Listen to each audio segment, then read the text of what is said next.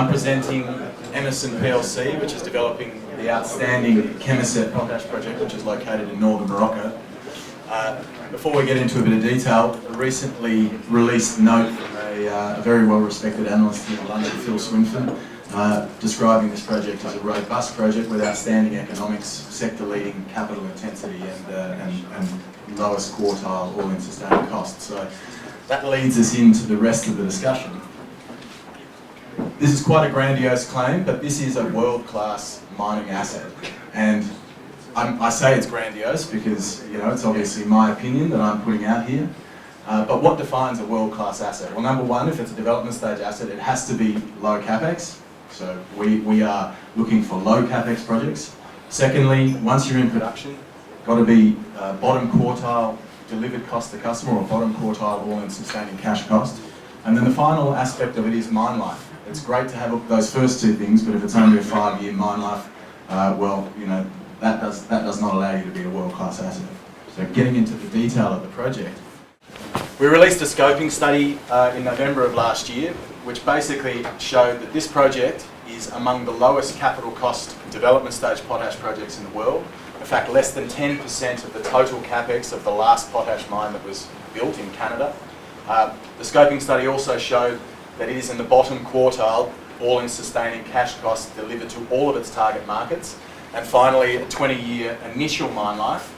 So the attributes are there for a world-class project, and I think that's reflected in the NPVs that were delivered from this scoping study, despite the fact that the potash market is currently relatively depressed. It's recovered a little bit, but the prices are historically low, and we're still achieving a post-tax NPV 10 of over $1 billion. That is a very good asset to have in the hands of a junior.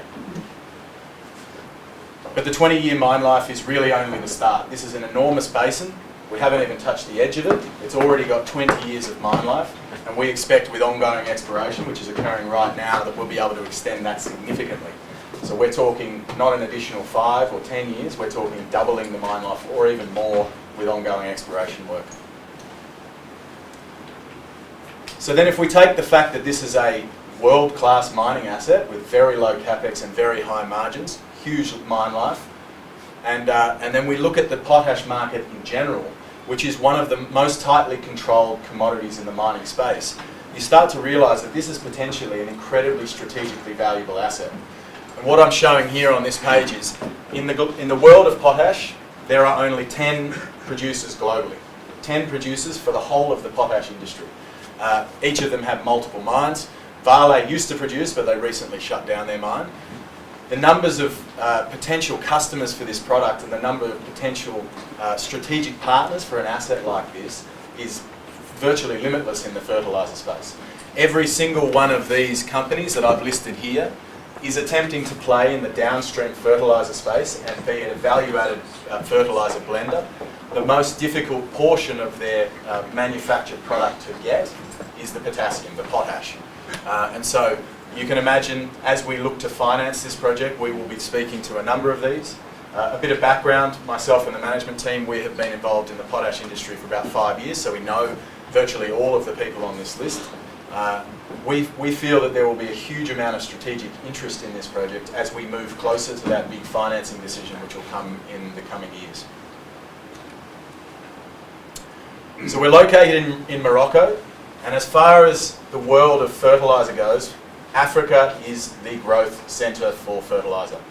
It has 60% of the world's uncultivated arable land, and amongst the lowest fertiliser usage of all of the agricultural destinations in the world. So what this map is showing is just fertiliser application, red being very low. Virtually every fertiliser producer in the world recognises Africa as the frontier, and it's the growth region that they're all focusing on. Every single fertiliser company in the world is starting to open distribution offices and all of those sorts of things in Africa to try and tap into this future growth profile.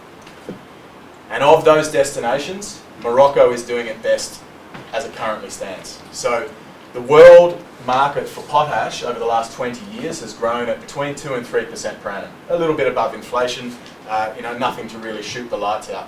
Morocco, since 2012, has been growing at over 140% per annum for demand for potash. That's been driven fundamentally by a large fertiliser company called OCP, which is a Moroccan company, the world's largest producer of phosphate rock, a key fertiliser, but growing 50 to 70 times faster than the global market, and this is the market that we will be eventually producing our product in. So a strong demand thematic in the region around the mine that we're going to be operating in.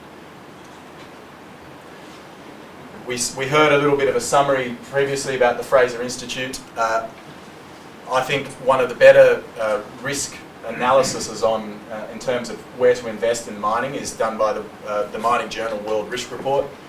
It voted Morocco as the #1 African jurisdiction for investment in mining.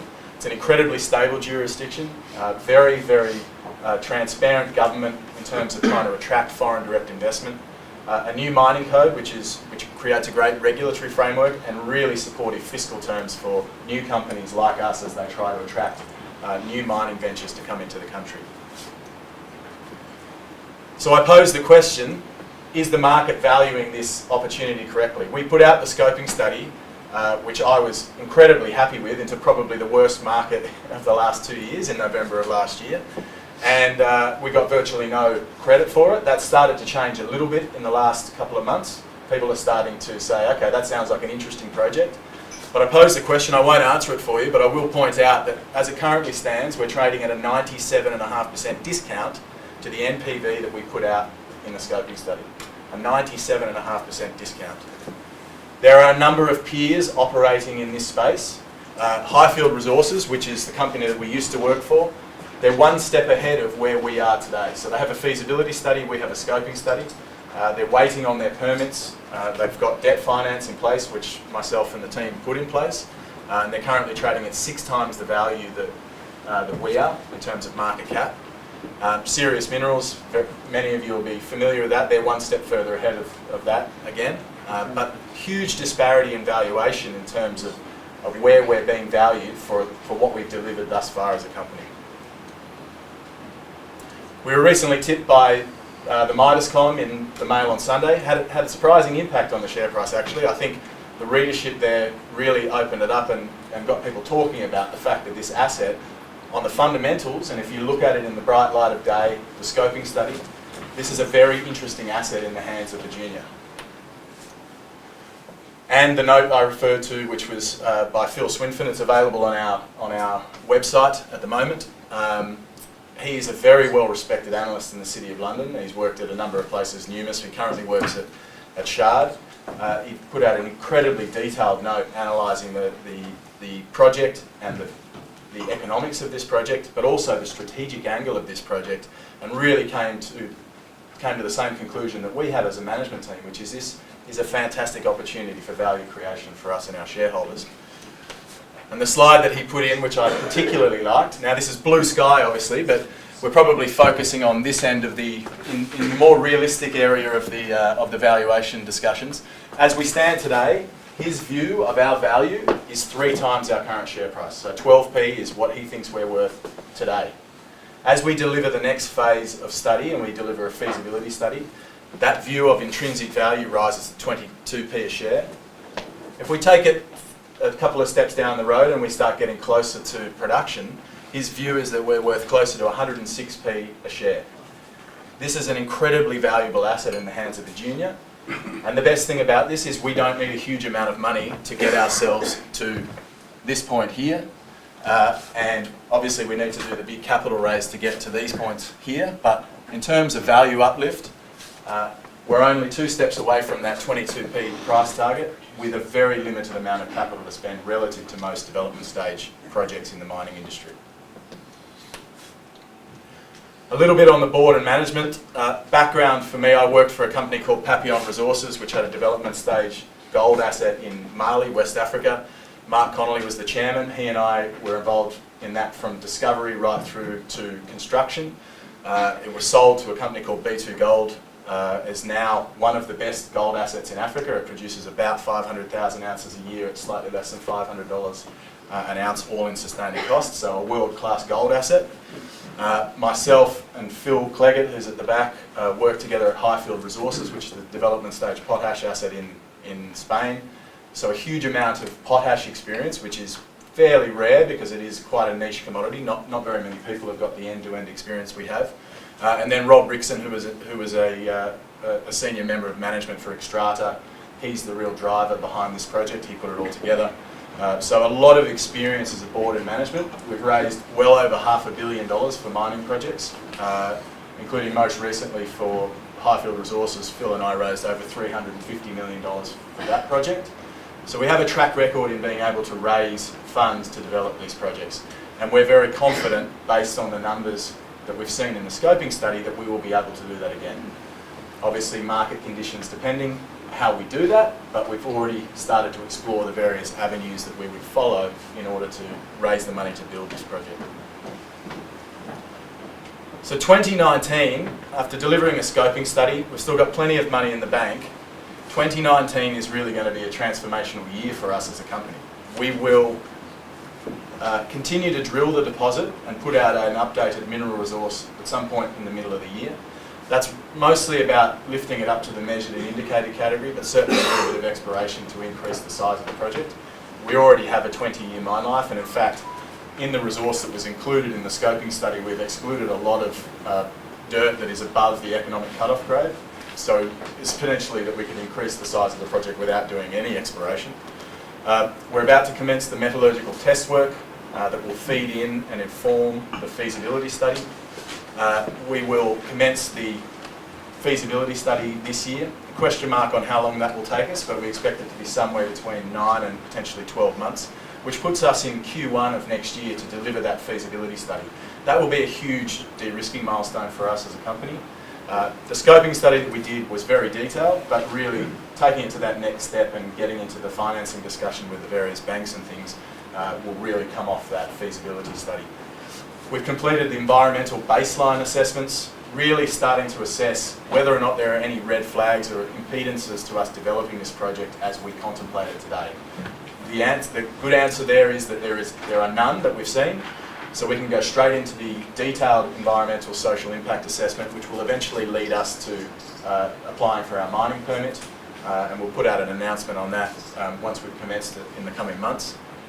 And then finally, we are already in discussions with a variety of potential strategic partners, ranging from in-country suppliers of goods and services, so we're talking gas, logistics, the ports. We're also in discussions with financing banks, so we've already had a huge amount of interest from the banks that both Phil and I dealt with extensively at Highfield Resources in order to finance this mine. As you can imagine, a scoping study with the types of numbers that we put out, talking about an average post-tax cash flow over a mine life of 20 years of north of $180 million per annum, EBITDAs of over $220 per annum over 20 years. The banks were obviously very excited to start talking to us about that, and we're getting already some preliminary assessments from the banks. We're also talking to alternative sources of financing. So if our market cap remains where it is today, about £25 million, obviously that would be quite dilutionary for our shareholders. There are a number of potential alternative financing routes available to us that would have a less dilutionary impact on our shareholders. So we'll start exploring those. And then also going back to the slide that I mentioned earlier, obviously I see a lot of potential strategic interest in this project, and we'll be exploring that a lot further over this coming 12 months. To summarise, we've still got £2.5 million in the bank. That's more than enough to get us through virtually all of the work that we have planned for this year. So that includes all of the drilling, the met testing, all of the studies, the permitting, and a large proportion of that feasibility study. So we are very well funded to achieve all of the milestones that we've set out this year. Morocco is an outstanding jurisdiction. In fact, in my experience working across Africa, I spent 3.5, 4 years in Mali. I worked in Senegal, I worked in Cote d'Ivoire, I've worked all across West Africa, and Morocco is an outstanding jurisdiction. The infrastructure, which is a huge portion of our story, is world class. It's as good as anything that you would find in Europe, which makes the whole development story for a bulk commodity like this significantly easier. Potash prices, I said they were depressed earlier. They are in the midst of a recovery.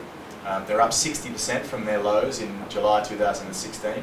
We expect that strength to continue. But for us, given the numbers that we've put out in the scoping study, if they stay where they are, that's fine. We still have an outstanding project. And finally, a very well-developed pathline. So we know how to get to the feasibility study. We know how to take this through to construction, and we've got a very clear path as to how we're going to do that as quickly as we possibly can.